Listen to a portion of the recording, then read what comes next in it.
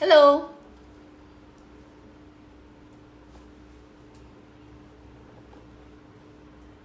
Hi. I'm doing it after so long. So, as promised, I'm here at 9 o'clock, and I have somebody joining in with me today who's very, very special. And uh, this is a person who is who thinks like a monk and who's written a book that has helped me a great deal these past. Oh, he's here. He's here. I don't know how do I double tap? Hi Chetali. I'm good. How do I see requests? Oh shit, I should have figured it out earlier.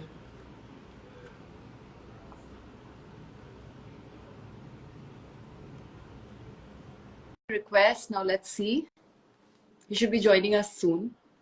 And I'm very, very, very, very excited about. Hi! Hey, how's it going? How are you? I'm so good. I'm so grateful to you. Thank No, you. please stop saying that. I am so grateful that you're here. I cannot begin to tell you how excited and nervous I was about this chat, the live chat that we were going to do. And I'm telling you right away, I'm not very good at this. And all my friends are also joining in. Hi Ashka, hi Surbhi, hi Chetali. And they're all a huge fan of what you say, what you do, the person that you are. So a few of my friends, when I told them that I'm going to be talking to you today, they all send you so much love, and you've helped your book, what you post on your Instagram. It helps everybody. It helps me and everybody around me a great deal. So thank you so much. No, thank you. I feel all the love coming through the screen and from all your friends. So I feel your wonderful energy radiating across the screen. So genuinely, thank you so much. When I found out you were reading my book, it was such an honor. And then when you shared it and you shared your learnings and we were messaging back and forth and we started to connect, that there can be nothing more beautiful for an author. So I'm so deeply touched by your love and your ability to share it. I'm glad that we get to share it today, and you're doing great Yes. at way. So do not worry. Thank you so much. I've just come back from work. This is my team. It's not me, but thank you so much. Of course. Well, So, I'm glad. my friend, you have to say hello to Vanessa and Ashka and Ayan Mukherjee and Gunjan. Okay, so I'm going to try and do that from my memory. Vanessa, Ashka, Ashika, hello. I hope you're well. Ayan, Ayan, I hope you're doing awesome. Gunjan, Gunjan, sending you my love. and Chetali. And Chaitali, I hope you're really.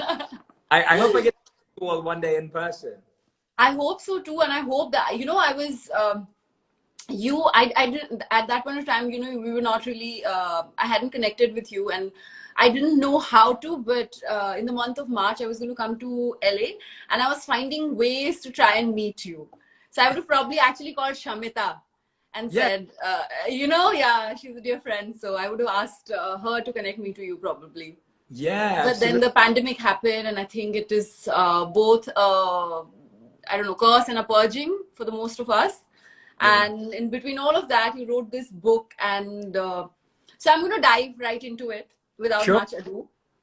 So what I wanted to ask you first was that, more than often we always talk about, obviously there's a lot of awareness about mental health and depression and how to deal with it and how everybody should come out and talk about it.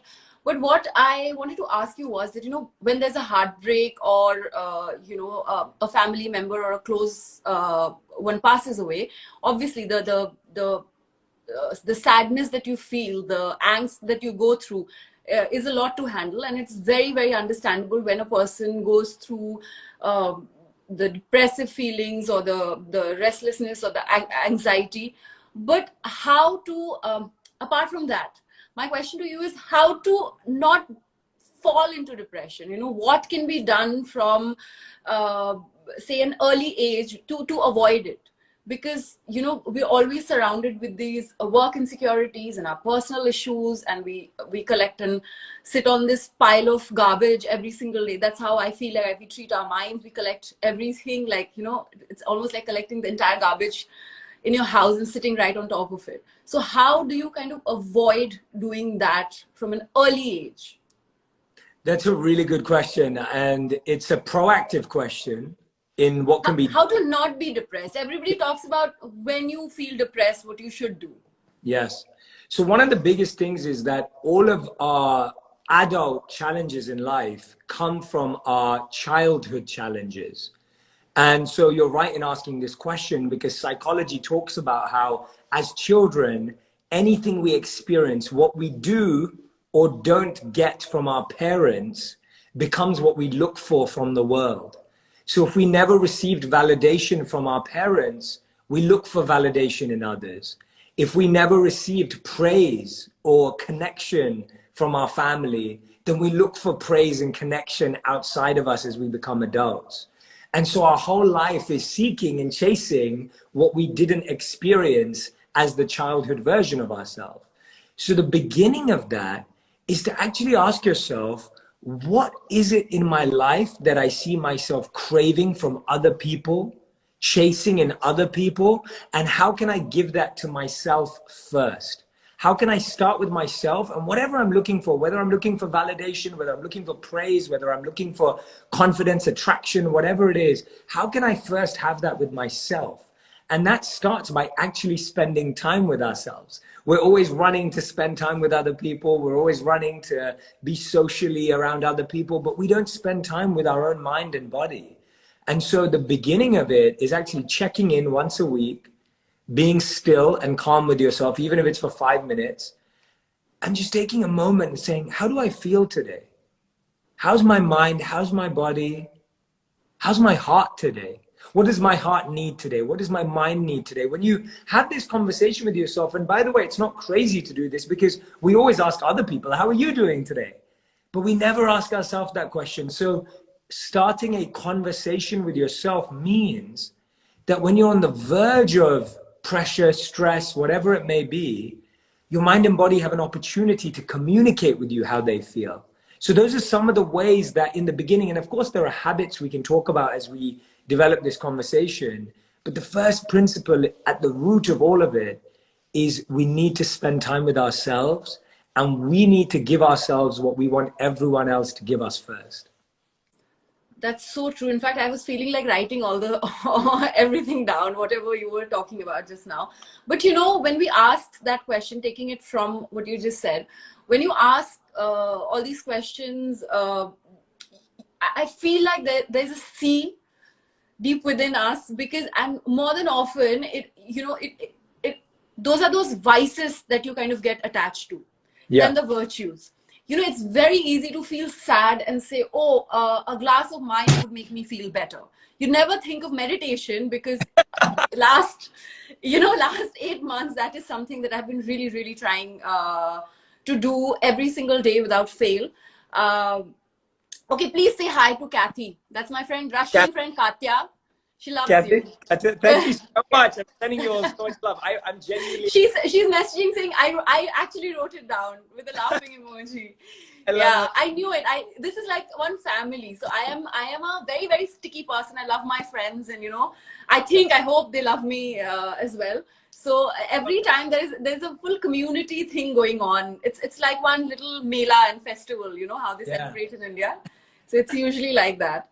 I feel like we get more attached to the vices than the virtue, and this is more for everybody who's here today and listening to you. And I have personally felt that initially, when I used to, like you had mentioned in your book as well, when I sit down and meditate, I used to cry every single time. Every part of my body used to say, open your eyes, open your eyes. This is bullshit. Meditation is not for everyone. Probably it's not, you're not made for this. So go about your day without actually going through this. And from then, a year back to now, I can actually meditate for an hour if I wanted to. And I feel good about it. But it's not just breathing. I mean, that's like a crutch of the chants, but I feel really good. So when I get a little restless, I start chanting, and then I stop it, and then I feel like my mind doesn't really want me to talk or do anything. It just wants me to sit calm. But most of my friends or people, so when I got to know yesterday that a few days back that we're going to be doing this, I started talking to like-minded people or friends who are either getting into reading the Bhagavad Gita or starting meditation and stuff. Everybody kind of said, you get attached to the vices more than the virtues. You've asked yourself to you've given yourself permission to tell you what's wrong and what you need, but what you need is either sugar or binge watch a show or not get up from the blanket and just procrastinating. What do you do? Like, what is the first step that they should take to? Yeah, absolutely. So first of all, I want to say congratulations. That's amazing. That's an incredible achievement. I mean, to start off meditating, and like you said, the challenges that come with meditating, but the fact that you stayed the course and that now you've developed this amazing meditation practice, that's beautiful. So amazing. Congratulations. I still don't know, okay, if it is right or wrong. I don't know that. I just know I can sit quietly. That's all I know. If you feel that you're experiencing stillness and you feel that you are experiencing yourself, then that's amazing. And that's the best start. And then when we all hang out together with your community, we'll do some more together as well. Yes, you're so right. Whoever of your friends said that, we get more addicted to the vices than the virtues. What we have to start to do, and in the book, I call it spot, stop, swap. So this is really important because what most of us don't realize is there's a pattern in our negativity. There's a pattern in our feeling unfulfilled. There's a pattern in us feeling looking downwards on life or feeling hurt or feeling pain. So the first thing we have to do is we have to spot what places do I feel negative? Which people around which do I feel negative, right? The places and people, and what projects am I doing when I feel negative?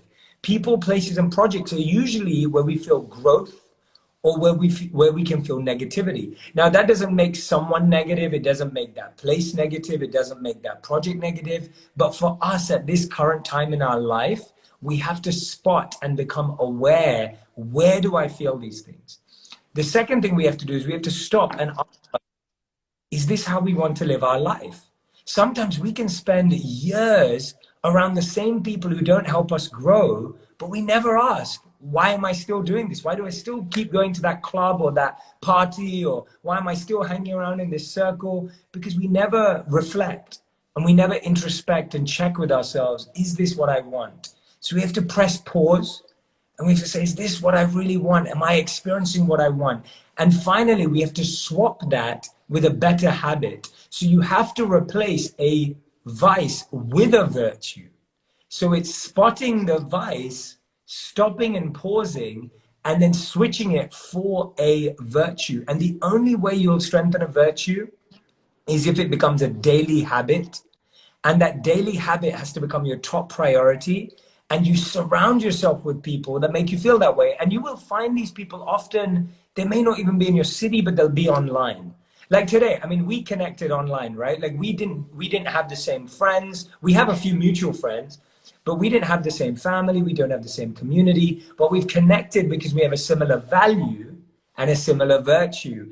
And I encourage everyone out there to look beyond the people around them, to also find that like-mindedness, and to not push away your family and friends, not to just leave them and, be critical of them. Love them for who they are, but allow yourself to still create the community that is powerful for your growth. That's so true. Okay. I have written questions. You're doing great. This is amazing. So, okay, yes, this is one thing that I also wanted to ask. This is for all my married friends who are living in marital bliss and everything, but they always ask, how do you manage? You manage to. This is a very funny friend of mine, Rupali. She's like my sister. Like, how do you manage to think and be like a monk in a marriage? Don't you, like, we all know Radhi is so beautiful and she's just the probably perfect little being, but I'm sure both of you are humans, and you always also would have your own share of arguments and fights. And how do you how are you like a monk in think like a monk in a wedding, in a marriage? That's a great question. First of all, Yeah. hello, Rupali. And yes, Radhi and I completely are human. And actually, we spent so much time in our first years of marriage. So we've been together now for 7 years. We've been married for 4 years. And I've known of her and known of each other for about 11 years now. So it's been a long span of time. And our first few years of marriage, probably our first 2 years of marriage, were some of the most difficult years in our relationship. And the reason was because when you live with someone who comes from a different background, different parenting, different standards, even if you have the same higher values, if your daily compatibility has not been created, has not been built. And I think this is the part where couples and relationships go wrong. And I'll come to the think like a monk part. I think that's a great question. The interesting thing here is that we expect that if you love someone, that you know how to live with them. Just think about that vote. You expect that if you love someone, you know how to live with them, but actually that there's no correlation there. If you love someone, you have to learn how to live with them. That's And, so true. and that's the part that we all miss. We all skip that. We think we go from love to living together. It doesn't work like that. So we spent the first 2 years of our marriage having disagreements, arguing, having discussions, figuring things out, communicating, sometimes communicating badly. And then what we could do is some people go backwards and they go, oh, that means we don't love each other. That's not true. It's just you never learned to live with that person. And that counts for anyone, by the way. If you move in with a friend, if you move in with one of your brothers or sisters or family member, it will be the same thing. And love cannot be used as a substitute for learning. Love cannot be used as a substitute for developing the skills of how to live with someone. So how do I think like a monk in my relationship? In the beginning, I actually got it wrong. So in the beginning, I made a big mistake. I was very detached from my relationship. And that actually is not thinking like a monk. It's thinking like an irresponsible man. That's what it is, right? And so I was very detached and I made the mistake. I would make Radhi feel that I was still completely happy being detached and that, I could live alone and it didn't really matter. And it wasn't that feeling. And I realized that doesn't build a marriage, that now that I've chosen to be a married man, I have to transform parts of that self. And what I realized is that thinking like a monk in a marriage means to be neutral, first of all. Neutral in the sense of when there is an argument or a discussion, to keep my steady-mindedness, to keep the challenge of being equipoised. The key to do this is when you're arguing with someone, you feel like you're arguing with them. Whereas when a monk mindset comes in, you are now watching the argument as an observer, as an outside mind, and you're able to see, oh, actually, Jay, you're wrong in this argument. Oh, actually, Jay, you need to improve this. And Radhi is understanding this from you and you're not communicating clearly. So as soon as you shift into the monk mindset, you're now observing the argument as opposed to thinking you are in the argument. And so that mindset is so powerful because half the time in a relationship, we're just fighting for our egos. And so the monk mindset allows you to take out your ego, look at it from a different perspective, and then approach the same problem. So in so many times in my relationship, I'm able to rise above my ego at times. Sometimes I fail to my ego all the time as well. But the monk mindset allows me to rise above my ego so that I can actually do what's right for me and Radhi, as opposed to just keep fighting with her. And there's many ways that you have mentioned it in your book also. I think it's the same with all the negative emotions that we feel. You're supposed to treat it also as well like that. Like say, for example, in the chapter Fear, you spoke about how fear is just an entity. It's like a guest and you should treat it like that. That it's there and you kind of acknowledge it that it's there, but don't really act upon it. Can you elaborate? Yeah, that as well, a little bit, please. You explained it wonderfully. You're completely on the right. Exactly what you said. That the challenge is that we look at everything as us. So we say things like, I'm in pain, like I'm stressed.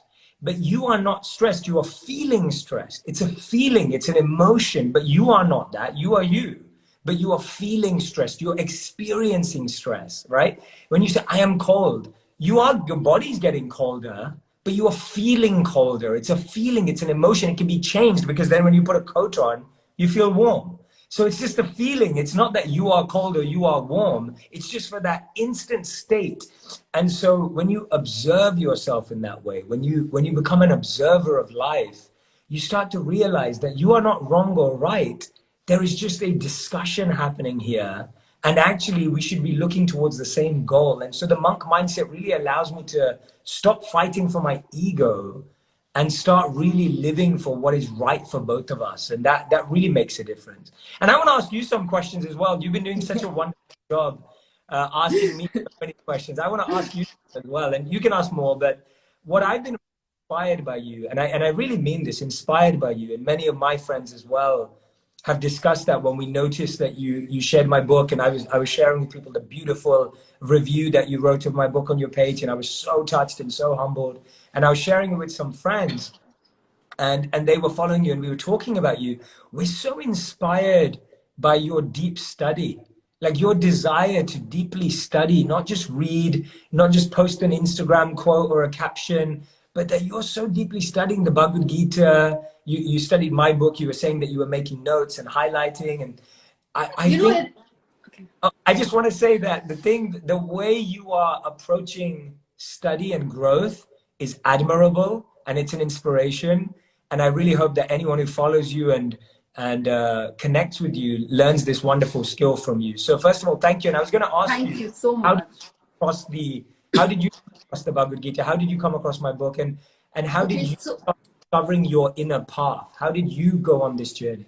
I still don't understand it, honestly. I think, again, you learn from your mistake, and it was just one day, I think a couple of years back as well, I'm just going to be very candid and honest. The kind of, like you speak about the pattern of relationship that we end up choosing, and, my father's passing, or the fact that I realized that there was something wrong that I was doing, the kind of people I had surrounded myself with, or, I have been an avid reader since I was very little, but I realized that whether I read the Four Agreements or, Autobiography of a Yogi, The Power of Now, Realizing the Power of Now, Practicing the Power of Now, The Mastery of Love, it was just all just words. There was no application. And then I was like, okay, I'm doing something wrong because I know all these things, and very conveniently I enjoy it while reading them, and then I forget all about it. The search for some sort of knowledge and the truth, the self-realization, what am I here for, and the fact that my parents have been very, very spiritual and religious, and they always spoke about the value of education, and they were all different things. And somehow, as I was growing up, I felt like everything was kind of connected. So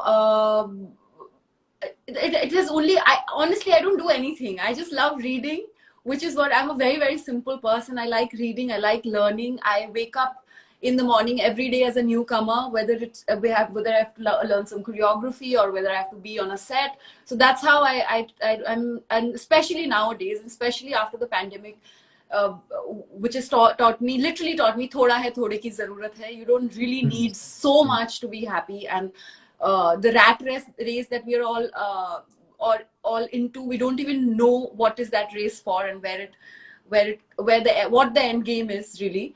So I guess there's that realization that life is to be lived, and I want to be happy, and I want to do, I try and do as much seva as possible that I can.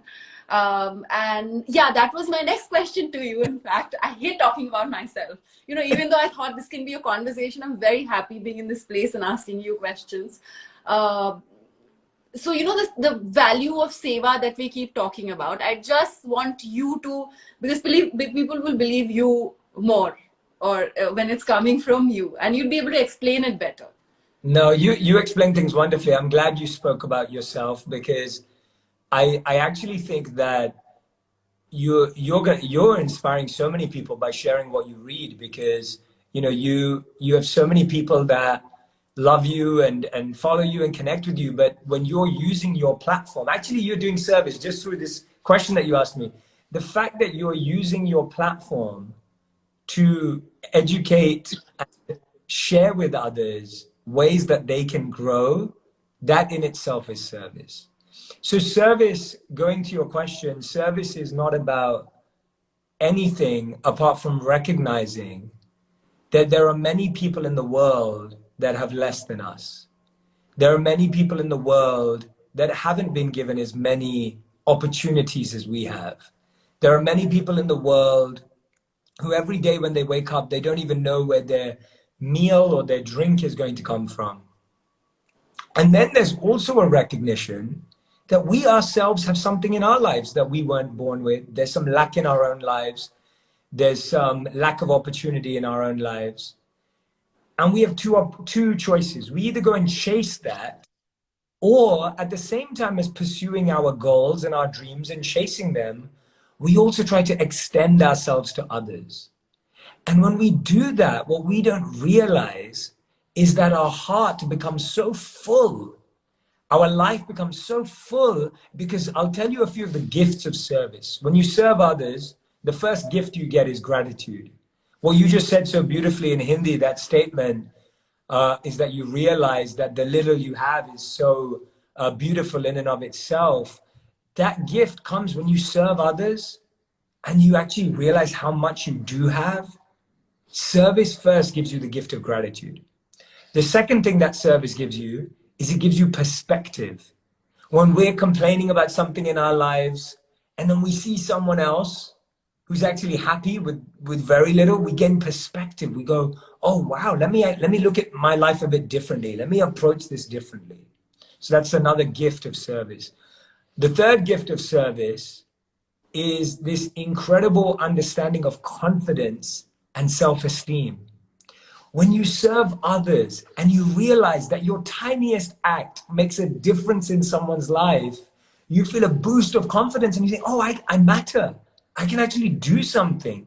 So often, so many of us lose self-esteem because we stop serving. We lose self-confidence because we stop serving. But when you serve someone, you think, wow, I matter. Like my life matters, my existence matters, that you can make a difference in this world. So many of us today feel this low feeling that I don't matter, no one notices me, I'm forgotten, I'm the last person that people think about. When you serve, all of that goes away because you recognize that. And studies show this. Studies show that whether you spend money or time on someone else versus yourself, when you spend money or time on yourself, your happiness grows not much. Like it doesn't go up or go down. It pretty much stays the same.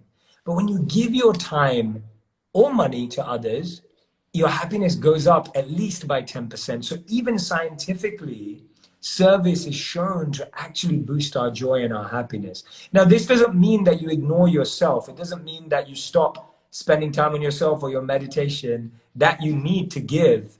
But once you've done that, it's so important. And I see so many people today who have their passion, they have their strengths, but they're missing this compassion piece. And actually, that's the part, that without that piece of compassion, of love, which really connects us to each other. And you're doing that right now with your platform. You're doing that when you smile at someone. You're doing that when you ask someone a question. You're doing that when you help the person outside your home today. You're doing that when you just greet someone wonderfully. I think that's so important though, like you said, to spoke about the lack of compassion. I think now in our society, more than before, it takes nothing to be nice. And I genuinely have felt it and experienced it in my life, that it is so easy to be bad or behave badly or not talk and not say a nice hello. So I genuinely hope and feel that, people have a little bit more compassion, because anyway, we are so involved in our own lives and in our own problems. And being a good person, being a little thoughtful, it really takes nothing. So, agree. Yeah. Agree. It's, we'll make mistakes. I talk about it in the book. I remember once I was jumping into a car service like Uber or Lyft. And I jumped in And then I realized about 2 minutes later, we hadn't moved. And I said to the driver, hey, what's up? And they were like, you didn't say hello to me. And I thought to myself, wow, like, it's Wow. easy to forget. And I said, I'm so sorry. I was like, thank you. You've taught me such an important lesson today. I was like, yeah, like how much does it take? I know I'm busy. I'm on my phone. I'm working, whatever it is, but that's just not good enough, because if we lose the human connection in the simplest of forms, and I told him, you've taught me such an amazing lesson today. I will, so now whenever I step into a car or whatever, the first thing is, hello, how are you? How's your day going? Hope you're well. Like, because you just forget that these very small things. And so I make these mistakes. We all make these mistakes, but we can all improve. So yeah, thank you so much for asking that question.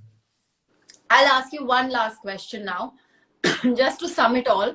Why don't you tell everybody who's watching and who has not read your book and do not want to, sometimes people are not readers, but they really, really love what you post on your Instagram and, the kind of things that you talk about. What should people do every single day to keep their minds, body, and heart and soul healthy and happy? I love that. That's a wonderful question. So, Like, to sum it up.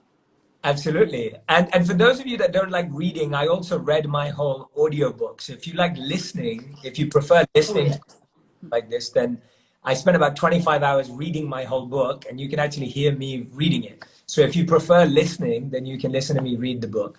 But by the way, do you know what I did? Sorry, before you answer the question, because I was really, really, I was waiting for your book, and then I had already got the audio book also on Audible. I started listening to it, and I'm like, no, I want to read the book. So once the book came, and I was reading it, but I had already also started enjoying listening to you read it out. So I have actually given your book 10 hours of good reading and listening. I did it together, and it was amazing. I was so present. I listened to every single word. I read I felt all the emotions that you're talking about. I enjoyed your experience. It was so, so lovely. Thank you for writing that book. I really, really do. I really mean it. No, I feel it, honestly. And that's why my heart I just want to meet you and all your friends and be together and start a book club together when we're together. And, but no, wow, I'm honestly so humbled. Truly not. I really feel how genuinely you've connected with the book. So thank you. But the idea of how to have that happy, positive day every single day. In the book, I give a very simple acronym called TIME, TIME. And these are 4 simple habits that anyone can do. You don't have to buy anything. You don't have to own anything. You don't have to create anything. Anyone can start doing this today or tomorrow morning. I know in India it's already the evening. So you can wake up and do this tomorrow. So the first T stands for thankfulness. If you've noticed in this conversation, and you do this so wonderfully, you've constantly thanked me, you've thanked your audience, you've thanked your friends. There's such a great degree of thankfulness in your life, and that creates joy in our life. But there's a key thing about gratitude that I want to share with you. Can you tell me 2 of your closest friends' names? They can be real or imaginary. You've told me some already. No, Rupali and Isha. Okay, fine. Rupali and Anisha. So Rupali and Anisha, I know you're both wonderful people, but for the basis of this conversation, just go along with it. So let's say after this is all over, you throw a party and Rupali and Anisha come.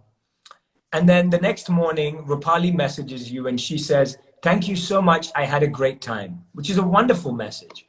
And Rupali, I know you're a wonderful person, but just for the basis of this example. And then Anisha messages you and she says, you know what? I had the best time ever. It was amazing. It was just, you absolutely put on the best party of all time. The games were amazing. Your family's amazing. Oh, the food. Oh my gosh. And I love dancing with you. It was so much fun.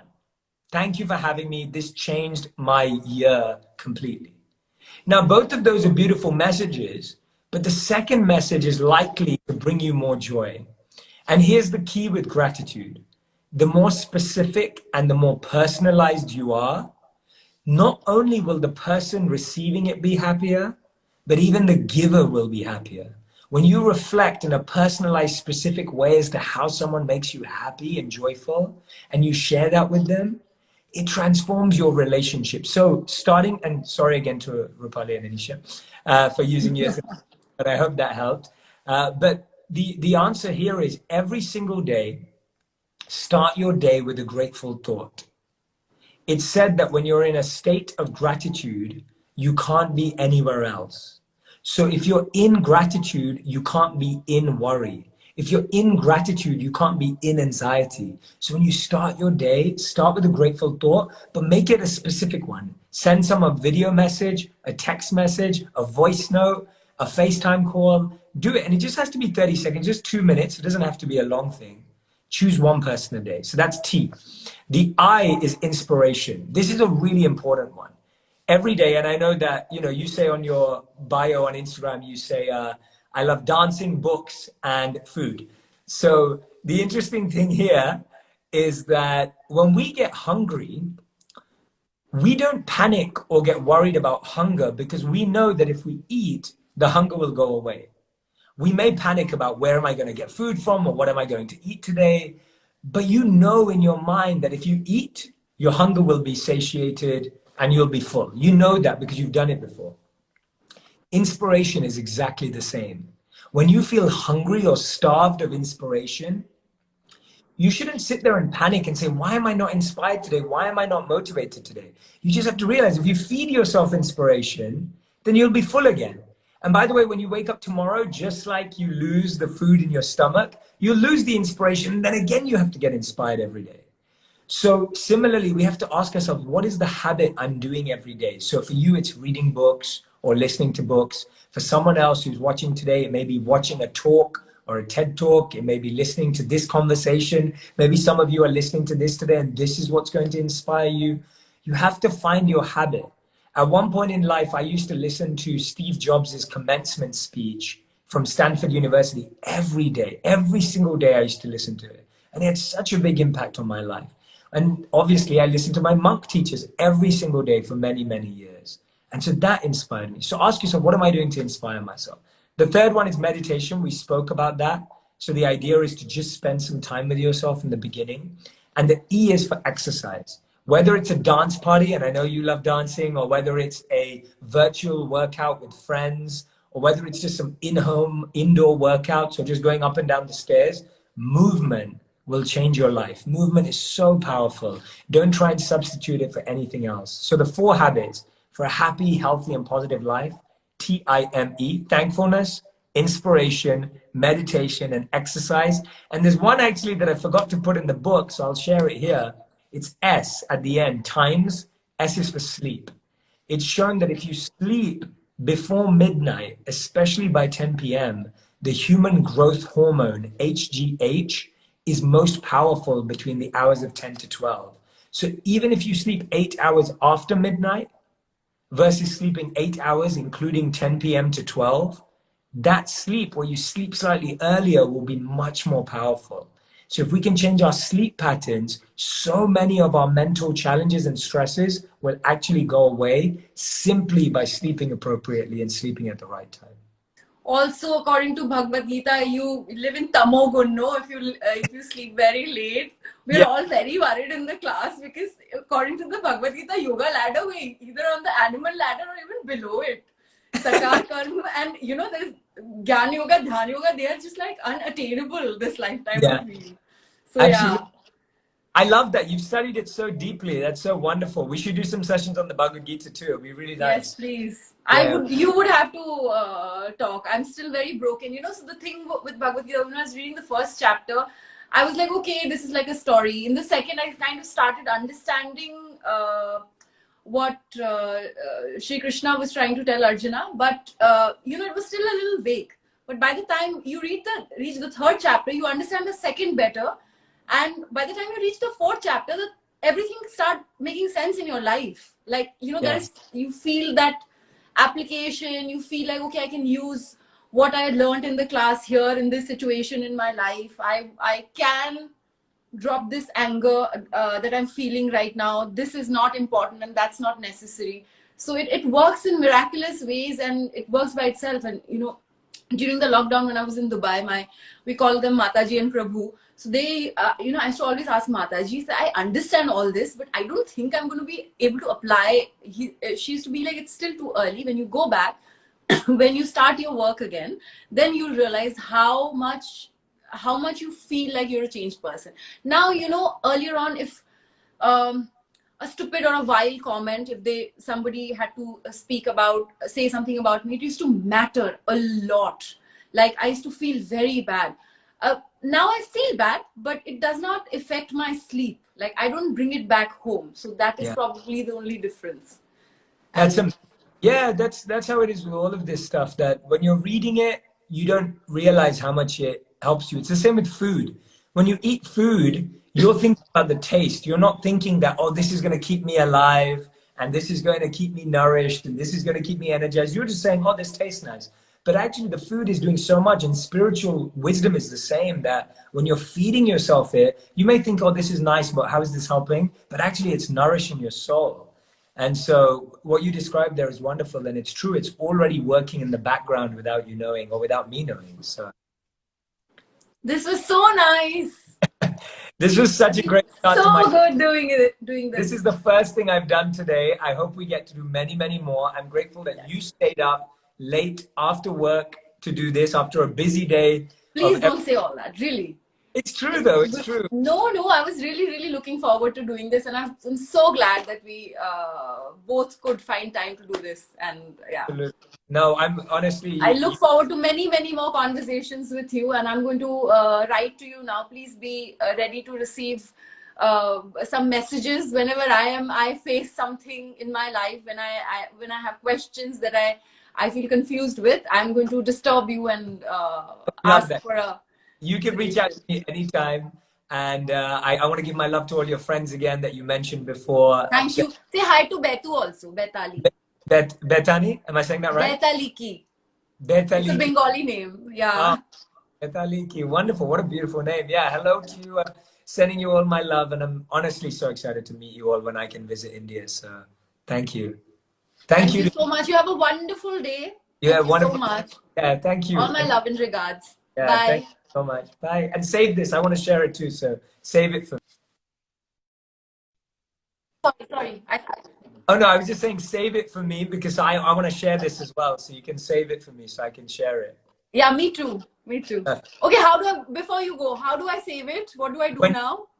We'll ask you to either save it or share it. You can save it and share it. So it will ask 3 questions. So just don't cross that off. Okay. Okay. Perfect. Thank you. Bye-bye. Bye.